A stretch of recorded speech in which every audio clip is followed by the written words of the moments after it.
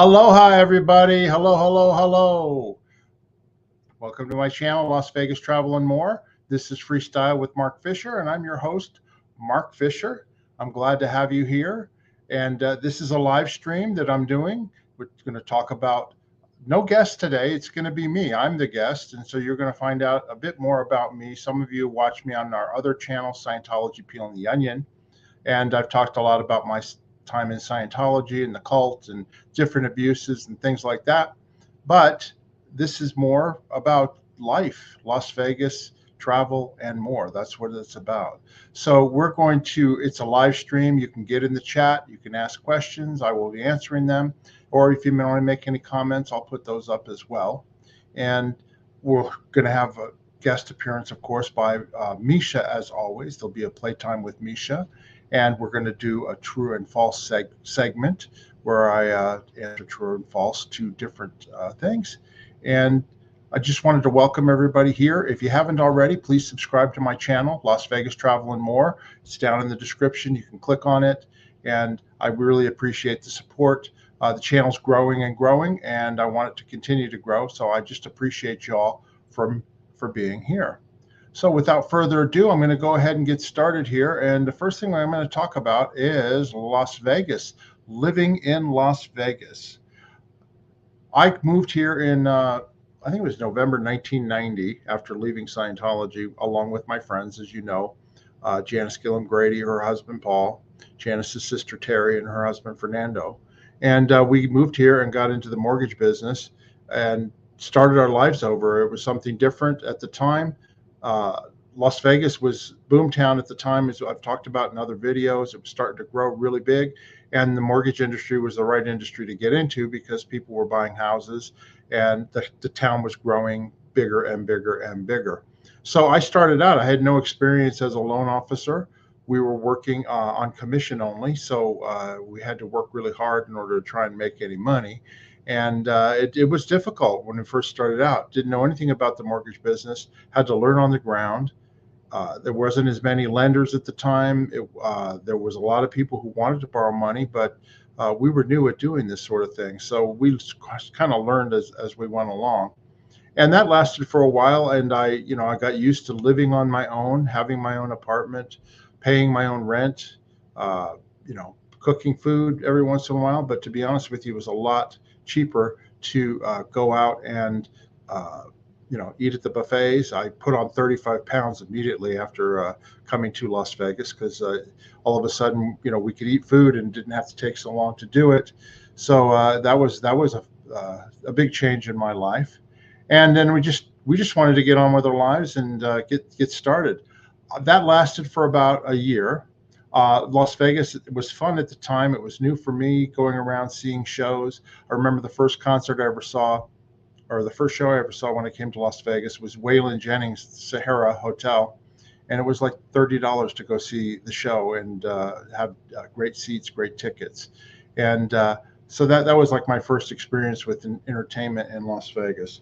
Shortly thereafter, things didn't really work out for me too well here in Las Vegas. And after about a year of being here, I ended up having to move down to Houston, Texas. And I moved down to Texas for a couple of years. I got offered a job down there. Things were not working out well here. I wasn't making enough money in Las Vegas at the time. So I went ahead and I took that opportunity. I moved down to Texas, where I made some lifelong friends. And I really enjoyed living in Texas. But after a couple of years being down there, Paul Grady and Janice Grady, they ended up buying into the mortgage company that they were working at. And Janice's husband, Paul, invited me to come back to Las Vegas and make more money. Hi, Terry Ray. It's good to see you here. So they invited me to come back. So I did. I moved back to Las Vegas in 1993, and I've been here ever since. So I've been here a total of 32, 33 years, if you want to call it that. At the time, I worked again in the mortgage industry, and I did much better this time around. But again, it became a grind after a while. So after about 5 or 6 years, around the year 2000, I decided to leave the company that Janice and Paul had, and I went out on to a different company. That's when I really started taking off, because I went to a company where I could be a loan officer, and I made really big commissions there, and I made a lot of money. So from around 2000 through until the crash. We had the crash in 2008. Everybody remembers the economy crash in 2008. I made a lot of money as a loan officer. I mean, that was boomtown in Las Vegas. Property values were going up. People were moving here. And I made a lot of money during that time period. And that allowed me to travel. And I got to travel around the world. I went all over Asia, went over Europe, and went to Hawaii. And that's where my love of travel, finally, I got to experience that during that time period. And it was just a great time for me in my life. I bought my first house and I had a business. I built it up. I had 2 or 3 people that were working for me, and I was just expanding my life in that time. Shortly thereafter, we had the crash in 2008, 2009, and I tried to hang on. I was working with Janice at the time. She had her own mortgage company, and I went back to work over there, but it was impossible at that time. When we had the big financial crash in 08 and 09 here in Las Vegas, we were foreclosure city. Everybody was losing their homes. They couldn't afford to refinance them. I lost all of my clients. I had over 300 clients at the time that basically I could not help anymore because there was no way to refinance them out of the properties because they were upside down on them. Their mortgages were higher than the value of the properties because there was a big crash that happened at that time. And I hung on for about 1.5 to 2 years, and I basically lost everything. There was no way to continue to survive, and I ended up losing my house. I ended up losing my business, and I basically had to start over. This was the second time in my life that I basically had to start over. The first time, of course, was when I left Scientology. So at that time, I just started looking for other jobs in other fields, and it was really, really difficult. From 2010 until 2016, I went through 10 different jobs in 6 years. And it wasn't because I wasn't good at the jobs. I went into sales, I went into phone sales, I did this and that. I would start working at a company, I would do really well, and then the next thing you know, the company was closing its doors and I had to move on to someplace else. So it was really difficult to make a living, and particularly starting over because it was just me and I had my 2 dogs at the time, and I didn't have a place to live. I had to get a roommate and move into a house and start all over again. But I persevered, and I ended up at a company the last 3 years from 2013 to 2016 where I did really well. I worked for yellowpages.com selling advertising for the Yellow Pages online, and that company was really, really good. I made good money there. And it was a union company because the company had been owned by AT&T, and then it got sold to a different company. Well, they decided that they didn't like the fact that we were union here in Las Vegas, so they shut the company down and moved it all to Alabama, where it was not a union state. And so every one of us lost our jobs. We were just given our walking papers, and here's your severance, and out on the street you had to go again. So this was in 2016. So at that time, I went ahead and I got back into the mortgage industry.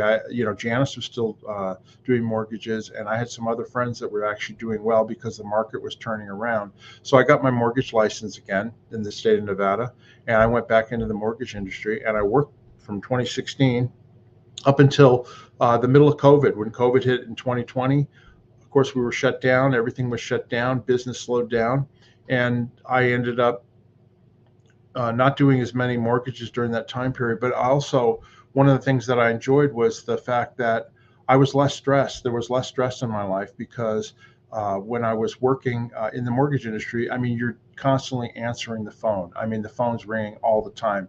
You've got real estate agents you're dealing with, both the buyer and the seller if you're doing a purchase transaction. You've got lenders that you're dealing with. You've got different brokers and different people, and so your phone, and customers too, so your phone's constantly ringing all day long, and you make good money dealing with that. But I learned during the COVID, when we had the lockdown, that I actually was enjoying myself, not being so stressed out. So I ended up taking early retirement 2 years ago. I went ahead, I'm now 65 years old, but I went ahead and took my Social Security at 63. I did the mathematics on it, and it worked out for me that I should take it early. And I was able to then continue working self-employed, doing my own thing, 4 hours a day, and making good money doing that too, but not enough that it would penalize my Social Security. So I went ahead and I took early retirement, and my stress level went down to practically zero. And it's been practically zero for quite some time. And then when I turned 65 last August, I got on Medicare because I'd been without health insurance for about 2-3 years, and being self-employed and also being in a mortgage company, they didn't have health insurance. So all of a sudden, I'm on Medicare last August, and I've got healthcare coverage, I've got dental coverage, I've got vision coverage, and I'm retired. I get to work when I want to and do what I want, and I get to do this channel. We started that up during that time period, doing our other channel, Scientology Peeling the Onion, and this channel. And I just continued, I work part-time just to keep busy in the mornings, Monday through Friday, for about 4 hours a day. And that's it. So I work about 20 hours a week. I do these videos. And then I'm also a licensed notary public. I do notary work, which is also my own business. And it keeps me busy, keeps me interested. And I live a stress-free life. So I'm very happy. I take care of my mother, who's going to be 90. Let's see, she's going to be 94. Yeah, 94 in September. She's 93 years old. My mother retired and moved here in Las Vegas in 1999, and she moved from Washington D.C., where she had been working for years. She was 69 at the time, and she's been here now for 25 years. And I've been able to spend more time with her now, during these 25 years than I did from birth till I moved out of the house at 17, 18 years old. So we've actually spent more time together now than when I was a little kid. And so about a couple of years ago, she had a bad fall. She was living on her own in her own apartment about a mile away from me. And so we ended up having to, close down her apartment and move her into an actual group home, which is it's an actual house. She's very well taken care of there. I go see her just about every day. I just took her yesterday to get her hair done. And she's got her own room. She's got a television. She's got her piano. She's got a great life. They feed her. They give her medication. They wash her clothes. I mean, I said, Mom, you're now retired and you've got all these people taking care of you. When you were in your apartment, you had to do all this stuff yourself, and it was much more difficult for her. So it's ended up working really well for her. And so we're happy, and she's in good health for her age. She's she's losing her memory as everybody does as they get older, and that's really the only thing that's going on. But the rest of her with that kind of care, her health is actually doing really well, and so she's doing that. So I during COVID, I decided to get a dog, and that's when I got Misha, because I didn't want to be here by myself, and so I've got Misha. So it's just me and Misha, working part-time, doing these channels, doing the shows for you guys, and I hope you all enjoy them. But Las Vegas has changed quite a bit over that last 34 years or so since I've been here, and it's still continuing to be a great place to live and to work.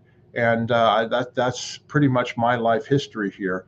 One of the things, I'm old enough now that at 65 years old, I mean, it's harder when you're younger. I mean, you're trying to make it. I did not have any children, so I'd never remarried after I left Scientology, so I didn't have that responsibility like other people's do. But what I basically have tried to concentrate on while I've been on my own all these years is to spend time with my family, spend time with my friends, spend time with my dog. I've reduced my stress level and just live a happy life. When I lost everything in 2008 through 2010, and I mean everything, I lost my house, I lost a lot of my possessions, I lost my business and all that. You reevaluate your life at that time, and basically I had to reevaluate what was important in my life, and I could downsize very easily, and I've done it a couple of times since then, because having a big house, I lived by myself, I worked out of my house, but that was it. There were rooms in my house I didn't even go into because it was so big. I didn't need them. So I realized that I could downsize and not have to live such an extravagant life. I didn't need to chase the American dream. I just needed to be happy and do the things that made me happy and have fun. And so that's why I like to concentrate on travel, because I love new experiences and experiencing new cultures, that type of thing. And so I've just been concentrating on that. And it's easy to say now that I'm this old, but I basically have always landed on my feet. I've never really stressed out or worried about things. I've relied on my friends that have helped me out from time to time, and also my family. But basically I've been making it on my own. and I'm just trying to live a happy life, because you know something, who knows how long this is going to go on. You know, none of us know how long we're going to be around. But my philosophy and viewpoint is enjoy every day. Life is in you today, you know, and don't worry about the future. And you can't regret the past. You just got to keep moving forward. And that's kind of been my philosophy for life. With that being said, I wanted to tell you about a little bit more about Las Vegas, and you're going to find out some more things about me. And what I wanted to talk to you about is that here in Las Vegas, one of the things that I like to do that over the last 14 years, 15, 16 years, I think it is I like to go out and socialize. So I go out, there's a local bar downtown here in Las Vegas, and it's a famous bar, and it's called Hogs and Heifers. And I wanted to show you a little bit about that right here. Hogs and Heifers is, hold on, there we go, right here. Hogs and Heifers is a bar. It's right downtown next to the downtown Grand Hotel and the Mob Museum. And it's based on, it was opened originally in New York City. There's Misha in New York City. And it was the bar that was featured in the movie Coyote Ugly. If anybody saw the movie Coyote Ugly, it's actually based on the bar Hogs and Heifers.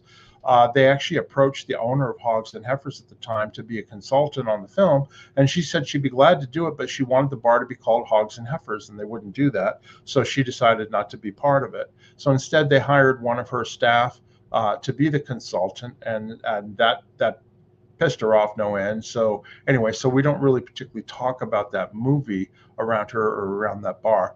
But she was very successful in Manhattan, and then she opened up a location here in Las Vegas. And it's a combination biker bar and local bar. It is my Cheers bar. When I walk in there, I'll show you another picture here. Here's me in front of the bar right there. That's me on the left, and in the middle is a friend of mine, Matt, and then on the right is Guy Mills. And when I walk in there, the bartenders all know me. My first drink is always free, and I'm not a big drinker. I drink Pabst Blue Ribbon beer over ice. I don't try and get drunk or anything like that, but basically that drink will last me a long time. And then what happens after that is I switch back to Diet Coke. Diet Coke is my drink of choice, or green tea. So that's what I'm drinking in here. Hope everybody else is enjoying a good beverage this morning. But anyway, so Hogs and Heifers, they're famous for their bartenders, where they get on the megaphone and they curse out the customers and insult them and make jokes and things like that. They play good old time rock and roll. It's considered a biker's bar, but you know who owns Harley Davidsons? Most of your doctors and attorneys in town, and a lot of businessmen, they own them as well, because it's a lot of fun. I don't own a motorcycle, but I go there and I hang out there all the time. And I've become friends with the owner of Hogs and Heifers. I've known her for years. It's Michelle Dell, and that's me and her, and that's me about 30 pounds ago. But they used to have like an annual luau at the bar on a Sunday afternoon. And they do a lot of charity work, and that's the real reason why I'm showing you this here. Every year they do Toys for Tots for kids, cancer victims and their siblings, and they raise money, and they do a toy drive for that every year. And then they also do other charity work as well. This is a photograph of me. This is the original bar in New York City. It closed down several years ago because they lost their lease, but it was just a little 800 square foot bar down in the meatpacking district. And this is a picture of me in Times Square. I went to visit it a couple times in New York. That's me in Times Square wearing a Hogs and Heifers shirt. And then on the right, that's me standing outside the original location, which is famous bar in New York. And it's no longer, of course, open. But I went there to visit. And one of the things that they do every year, and it's going to be this coming May 5th, Sunday, May 5th, is they do what they call Hog Wild for children. And they do a motorcycle run, and they actually raise money. They do raffles, they give away prizes and that type of thing. And it's going to be Sunday, May 5th, and you can see the schedule there and all. And the money goes to kids with cancer, to Camp Cartwheel, which is the Nevada Childhood Cancer Foundation. And they send kids with cancer to summer camp up at Camp Cartwheel, up in the mountains up outside of Las Vegas. And they raise enough money, I think, to send anywhere from 150 to 200 kids a year to go to camp based on the money that they raise on this charity event. So I just wanted to mention it. It's going to be this coming Sunday, May 5th. And if anybody's interested here in Las Vegas, it's just a fun thing to do. And it's named it's the Guy Mills Memorial Hog Wild. You can see it there. And this is Guy Mills. He passed away a little over a year ago. He was a wonderful man. He'd lived here in Las Vegas all his life, and just a really great guy. And I got to be good friends with him. And he passed away about a little over a year and a half ago. And so they named the ride and the event after him in memorial to him. And he's just a great, great guy. So that's what's going on here in Las Vegas. All right, we're ready for my next segment. And, it's time we find out what's Misha been going on to. So I've got my dog, Misha. So here we go.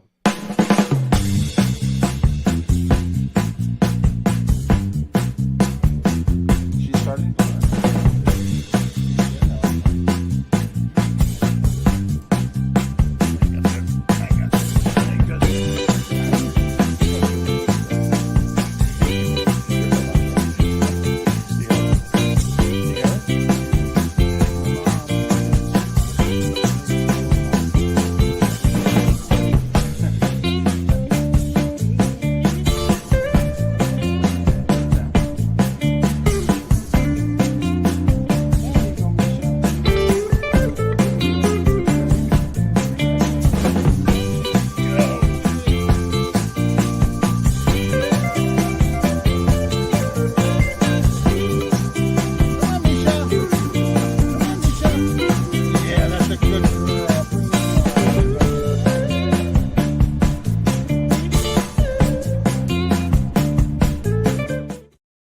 There you go. There's Misha, playtime with Misha. I dug into the archives again, and I showed you a video of when I first got Misha, and I took her over to see my mother when she was in her apartment, and she's a cute little puppy, and my mom loves Misha. Anyway, Misha's now fully grown, of course, but I just thought that would be a cute video to share with everybody here. I just wanted to pop up this comment here. Hi, Love Food Kitchen. Thanks so much for being here. It says, Hogs and Heifers may be famous bar, but it's YouTube famous thanks to Mark. He talks about it so often, so regularly. It's now absolutely on my Vegas go-to list. Yeah, that's right. I am kind of the unofficial photographer, so self-proclaimed myself about Hogs and Heifers. I have gone there for over 16 years now. I've been going there off and on. And of course, I go to all the events and they allow me to take photographs and I post them on my Facebook page and all. And it's a good time. Like I said, when I go, I just go there to listen to the music, sit at the bar and basically talk with the bartenders and the customers. And, we have a good time. It's always a good time. People are happy to see you there. And they don't have gambling. There's no video poker or anything like that. They don't have televisions. So you basically have to watch the entertainment on the bar. And the bartenders are famous, just like in the movie I told you about. They get up on the bar about, once or twice an hour, and they do that clog dancing in their cowboy boots on the bar, and everybody's got to get their stuff off the bar and stuff. And it's just a really good time. I met my attorney there. I have met a doctor that I use. And I met lots and lots of friends there. So anyway, if you're in Las Vegas, go to Hogs and Heifers. It's on 3rd Street downtown, and you won't regret it. You'll have a good time. So thanks, Love Food Kitchen. I appreciate that. Anyway, let's go on to our next segment here. You're going to learn more about me. It's time for True or False. Here we go. Hold on. True or false? Okay, I'm going to be the one answering the true or false questions here.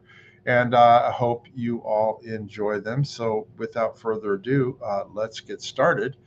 True or false? L. Ron Hubbard wasn't the only Eagle Scout in Scientology. That is true. He was not the only Eagle Scout in Scientology. Who is this young man here? This is me. Back when I was a teenager, I joined the Boy Scouts of America, and I made my way all the way up, and I became an Eagle Scout. I wasn't the reported youngest Eagle Scout of all time, somebody else lied about. But yeah, I was a Boy Scout, and I got all my merit badges. I did my community service project, and it was a great way to hang out and meet friends. Funny enough, I am not a camper. I do not like camping. Camping to me is Motel 6, and a lot of my friends will tell you that story. I'll never forget one time we went to Zion National Park back when I worked with Janice and her husband Paul at City Mortgage, and they planned a camping trip up to Zion, and I went up there for the day, but I'm not sleeping in a tent. I stayed in a Motel 6 instead. The reason being is I get cold really easy. I don't like sleeping on the ground, and I don't really I enjoy the outdoors, but I need a shower. I need a comfortable bed. So that's that. But that's me as a Boy Scout there at the time. All right, we'll go on to the next one. True or false, Mark? You started rocking Hawaiian shirts at an early age. That is actually true, everybody, and I will show you here right now. Okay. That's me right there on the left, rocking a Hawaiian shirt. I'm 4 years old there. My mother in the middle, and she's holding my baby brother, Doug, who just came from the hospital. This is 1962. I was 4 years old. My sister Betsy is on the left, and you can see right there that that I have been wearing Hawaiian shirts for quite some time. Okay. As a matter of fact, here I am. We actually then moved to Hawaii. That's me, my school photo on the left at 1 year. And on the right, you can see me rocking the Hawaiian shirt there. And of course, you all have seen me now. As you see right now, I am wearing a Hawaiian shirt right now. Fun fact, I think I have between 45 and 50 different Hawaiian shirts. I haven't actually counted them all up. I actually just found some more in my closet that I haven't worn in years. That I'm going to pull out and put them in the rotation. But I just rotate my shirts, just to be colorful. I actually started wearing them because they're comfortable and colorful, and I wanted to be able to stand out. Here in Las Vegas, it's much more of a casual town. When you're doing mortgages, that type of thing, there's no suit and tie. You don't have to do that. People are in polo shirts and Dockers. So I was Dockers and Hawaiian shirts. I just wanted to stand out. And so that's what I did. And then it really worked out for me when I would go out to like Hogs and Heifers, because bikers all, people who have Harley Davidsons, they're all wearing black, and I love black. I'll wear black, but, I'll wear a Hawaiian shirt when I'm in there. And people, a lot of people go like, what are you wearing a Hawaiian shirt in here for? I said, so you can find me in a crowd. Okay. Because in a sea of black, I'm the only person with any color, so that's why I wear them. They're comfortable. And they fit my personality. So anyway, so that's the story about my Hawaiian shirts. Okay. Next, true or false? You've been parting your hair in the center for years. That is actually a true fact, and I will show you right now. Okay. There on the left, that's my freshman high school picture when I was a freshman in high school. And you can see I parted it on the left, and then I had to pile it way over on the right. I have very thick hair, and it would stick up, pile up, that type of thing like that. And this is probably 1972, 73. And I hated my hair. I had it stuck behind my ears, and it just was hard to deal with. So my sister, who was older than me, she had a friend who said, oh, you know what, you should part your hair in the center, and then I'll cut it like a shag. So that's where you see me there in the center and also on the right. And so ever since then, for the last, 51 years, I've been parting my hair in the center because it just lays flat and it looks better. And that's just the way I've always done it. So that's the reason why I have my hair parted in the center. And so that's the story about that.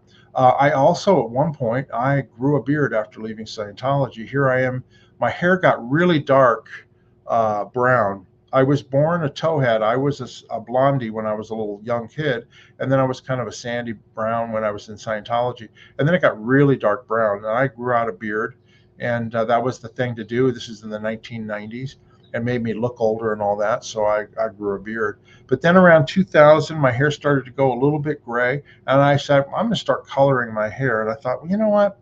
I got light eyebrows. My eyebrows are pretty light. So I decided, you know what? I'm going to go blonde. And when I say blonde, I don't mean, I want to go Billy Idol blonde. Okay. So this is me right here. This is when I first right after I got my hair dyed blonde for the first time. This is in around 2000. And you can see it's kind of reddish blonde because they had to dye it a couple of times because I have red undertones in my hair. So I said, she did it the first time, the lady, and I said, no, no, I want it even blonder. So she goes, okay. So they did it even blonder, and I've been blonde like this ever since. I said, I want Billy Idol blonde. And so I had a goatee there, and I ended up shaving that, and I've been off that since. But that's me when I first got my hair dyed blonde, and I've kept it that way ever since. And this looks right now like white almost with this light, but I still dye it. It's still blonde, and it's the only way it helps to keep me looking young. People don't think I'm as old as I am, but that's my one bit of vanity. The only other good thing is that this is all my own hair. I don't have hair plugs like David Miscavige or anything like that. So that is the answer to that true or false question. Okay. We'll go to the next one. True or false? Your family all possess musical skills except for you. That is actually true. That's a true statement. My mother and father both played the piano, and my mother sang in a choir up until she was in her 80s here in Las Vegas. And my dad, he sang in the choir when he was young, but then he also, when he was in college, he was the bass voice of a barbershop quartet when he was in college. And so he sang a little bit too. My sister, my older sister, she learned the piano, played the piano, and then she actually studied concert piano. That was her major at Syracuse University, where she studied concert piano and graduated that.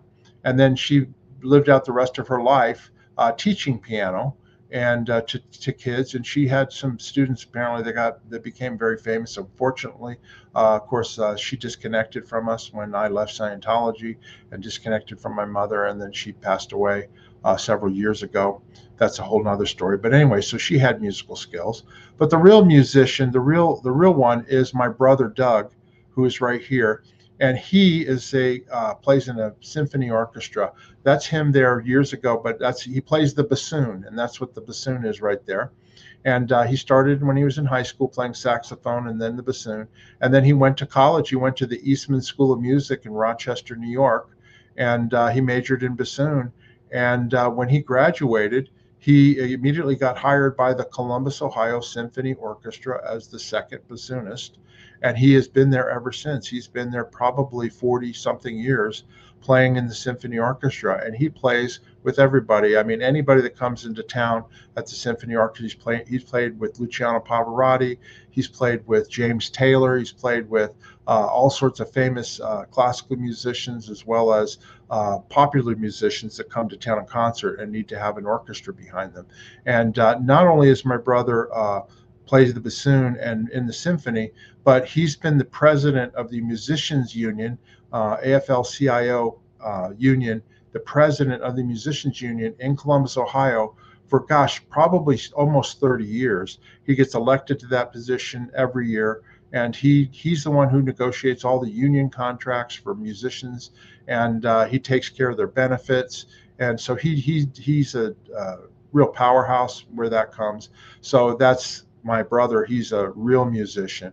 And as far as my musical ability, I have the ability to press play on my iPhone or my iPod, or plus play on a cassette deck, and that's my musical ability. Unfortunately, I didn't really follow it. I did take guitar lessons when I was a teenager. I really wanted to learn to play acoustic guitar, which is my favorite instrument. But as you can see, I got really small hands. I got small fingers, small hands. And so I had a hard time making the reaches, and I was more into sports. So I went the sports route, and I didn't really do music. And now I wish I had learned to play the piano, because I probably would have enjoyed that a lot more. But I never got around to it. So that is the story about that. And then finally, true or false? Here we go right here. Misha is your first fur baby, my first dog. And of course, that is false. All right. And I will show you right now. Sorry about that. Here we go. These were my dogs, Susie and Darla, that I got. And I got them in the early 2000s. They were rat terriers, both female. Susie on the left, Darla on the right. And I had them for many years. really energetic, fun dogs. When I was, living in my house and had my own yard, my business, I decided I could finally have a dog because I was working from home. And so I had these two girls here, and here I am with them. You can see right there. And I love these dogs. They were a lot of fun, a lot of energy. And there they are in the back seat of the car. And then at night, they had their own room, and I used to tuck them in into the couch. They had a blanket, and they knew when it was time to go to bed, they'd go up there and they'd sleep on their couch in their own room. I've never let my dogs sleep with me because they're like little mini space heaters, and I get too hot when I'm sleeping in bed. And so they always have their own space in their own room. But so I had Darla and Susie, and of course they both passed away. They're tragic stories that I don't want to get into because they're the most sad stories that anybody can, have to deal with in life. So anyway, so those are my two dogs that I had, Darla and Susie, and I love them both. And anyway, so then I waited a few years, and then I got my Misha, who I have now, and I love Misha. So that's my little fur baby stories there. Ding, ding, ding, ding, ding. Anyway, if you've got questions or comments, please get in the comments and I will pull them up here. I know I've been ignoring them while I've been telling my little stories here, but I just wanted to say, if you haven't already, please subscribe to my channel, Las Vegas Travel and More. And I'm going to continue with the show here, and I really appreciate it. The next stage we're going to go to is, what are you watching? Okay.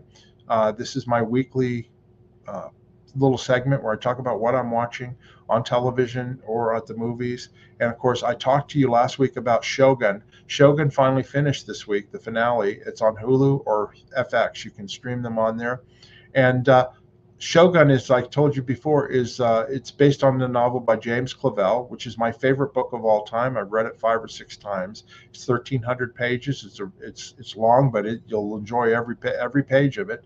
And I've listened to the audio book at least 5 or 6 times, which is fantastic. But anyway, and then they did a 1980 version of the book, a miniseries, very famous, with Richard Chamberlain in the 1980s and that type of thing. But anyway, the new Shogun just wrapped up. It's 10 episodes on FX or Hulu, and it's really, really well done. It doesn't follow the book exactly, which is fine. I don't mind that, but it is still the production quality is so much greater than it was in 1980. The costumes are fantastic. The scenery is fantastic. The acting is great. But the character is a little bit different from the book and also from that 1980s version. But I highly recommend, if you haven't seen Shogun, I'm watching it again now because it came out one a week. And so I hate watching things that way now. So I've gone back and now I'm streaming through. I'm at episode 3 again because I like to see them back to back so I can see the story kind of unfold. But if you haven't seen Shogun, I recommend it highly. You can all watch that there. And I did that already. Okay, next thing, what are you reading? This is the last thing I wanted to recommend. Each week I kind of recommend a book that I've been reading. I don't know if anybody reads anymore. If you've got books that you like to read, please get in the chat. Let me know what they are, okay? But I wanted to mention this book. This is a book I finished a couple of months ago, and it's one of my favorite books this year that I've read. It's called Scattershot, Life, Music, Elton and Me, and it's written by Bernie Taupin. And Bernie Taupin is Elton John's musical writing partner from the very late 60s all the way through to today. He's the one that writes all the lyrics to Elton John's songs. He's the one that wrote Your Song. He's the one that wrote Tiny Dancer. He's the one that wrote Saturday Night Is All Right for Fighting. He writes the lyrics. Elton writes the song. He gets the lyrics from Bernie, and then he writes the music to them. And they've been partners ever since the late 1960s. And this book is fantastic because I listened to the audiobook, which I like to do. But he doesn't just talk about, oh, here's how I wrote this song, or I remember how I wrote that song. No, he talks about his life because he was born in England, he grew up in England, and then he immediately moved to the United States when Elton John took off in the 1970s, and he's become an American. I mean, he not only wrote music, during this time for not just Elton John, but for others as well. He then became a painter and a sculptor, and then he loved cowboy. He always wanted to be a cowboy. He started raising cutting horses, you know, the horses that cut out cows and that type of thing. And so he had his own ranch, and he became a professional rider and won various championships across the United States doing his riding and stuff. And it's a really interesting story. He tells funny stories as well. This is what the book actually looks like in the United States if you're going to order it, and it's called Scattershot.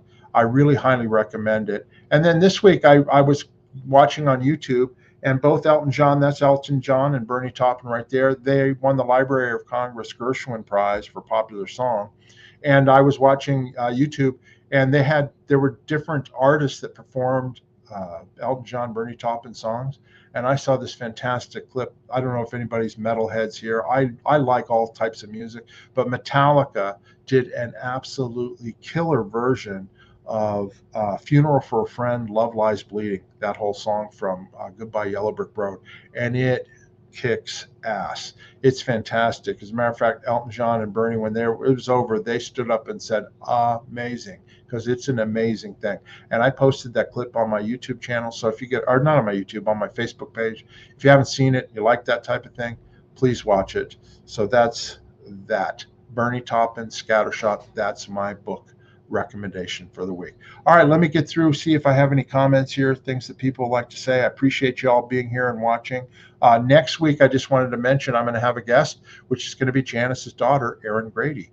Erin's going to be on, and we're going to talk about her life here in Las Vegas, growing up in Las Vegas, her business that she has, Healed by Oracle, and her CBD salve, and we're going to talk about her business. And then what was it like growing up with Janice as her mother? So we're going to be doing that as well. I see Terry Ray in the house. Thanks very much, Terry Ray, for being here. And Donna Jenkins, too. Hi, Donna. Wanted to welcome everybody here. Love Food Kitchen, thank you for being here. And Boda29, thank you very much. Strong story of perseverance. Yeah, you know what? I'm not trying to toot my own horn here, but I just want people to know that on your darkest days, there's always a way out, okay? You just have to keep looking to the future. Don't dwell on it when you're in the hole. I've been in the hole many times, but I've always ended up on my feet. My brother has said the same thing to me. He goes, Mark, you always end up on your feet. And, that's just because I don't dwell on my problems. I actually try and look for solutions, and I try and rely on people for help. But a lot of times I just end up doing it myself. So we have to be strong and persevere and not get crushed by our problems. So anyway, I appreciate that comment there, Butter 29. Let's see here. Where else we got here?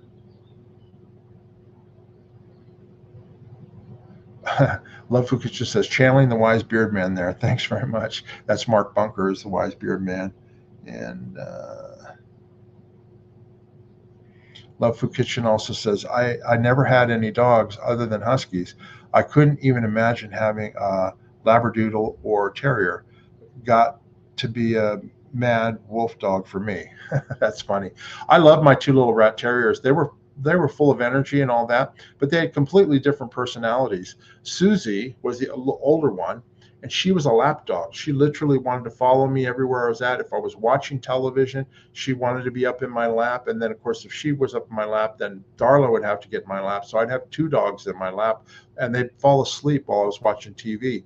And then when they fall asleep, all of a sudden, next thing you know, I'm out as well. So I would have to have them get up and get off my lap. Otherwise, I would be falling asleep all the time. Whereas Darla was Miss Playful, Miss Energy. She wanted to play, and she would run around, and she was happy-go-lucky and all that. So it's just funny. Dogs do have different personalities. It's not just the breed. They do have different personalities, and so that's that. And, of course, Misha is completely different. She's very independent, but she also likes to have fun. She's very energetic, and she's a good girl too. She's totally different. I wanted to have a larger dog so that it makes me go out and walk in my older age, and we go from there. And Janice Gillum Grady's in the house in the chat. I'm sure you guys have already seen that. Yay, love Aaron. I'll bet you do. And Aaron, Janice is here too. Thanks very much, Janice, for the support. I appreciate that. And anyway, those are the different comments. There's one other thing I wanted to mention since Janice is here, is her business, Outback Naturals. We talked about it last week. She's got a product, Koala Calm. We got several orders. She did of her Koala Calm product. It's a magnesium drink that you drink either in juice or heated up hot water. You can get it in apple cinnamon or unflavored, and it'll help with stress, help you sleep, help with all those different things. And then, of course, she's got two other products. She's got the Instant CalMag, which is calcium magnesium drink, and it doesn't taste like vinegar.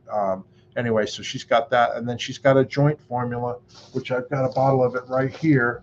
If you're getting older, like most of us are, and your joints ache or anything like that, this joint formula was put together by Janice's husband, Paul, and her son, John. And you just take a couple tablets of these, and it'll help your joints feeling a lot better. Anyway, you can order those products. There's a link down in the description of this video in our store. Just click on there and you can order them yourself, and they'll be shipped out to you in the United States. And anyway, so if you're interested in those things, please do so. Order Janice's products, Koala Calm, her joint formula, Instant CalMag, things like that. Let me see what else we've got going on here. Any other comments? Let's see here. Oh, Janice says both Paul and John are trained nutritionists. That's correct. Yeah, Paul studied in college, and John has his degree in nutrition from UNLV here in Las Vegas. So they are. And then Donna Jenkins says, "I love Koala Calm." Yep. And Janice says it's the best calm product on the market. Yes, it is. Anyway, I just wanted to mention those products there. That's pretty much it for this week's show. I hope you learned a little bit more about me. If you haven't already, like I said, please subscribe to my channel. Click on that channel where I'm at like 665 subscribers. I'm at 2,900 hours. I only need another 110 hours, view hours, and then I can get monetized. And this is going to help me in the future for my retirement as well. And also, if you want to support my channel, you can buy me a coffee. There's a link down below. You can click on that. Any donation is greatly appreciated. It's simple to do, and I appreciate any help or anything like that. Also, finally, if you've got any questions, comments, or suggestions for this show, if you've got books that you like that you want to suggest that maybe I should read, or shows that you like, please comment in there and mention them, and I'll give them a look if I haven't already, and I may feature them on the show here. So I really appreciate that as well. Anyway, everybody, I want to thank you all for watching this show, Freestyle with Mark Fisher, Las Vegas Travel and More. And until the next time, I'll see you next week. Bye-bye.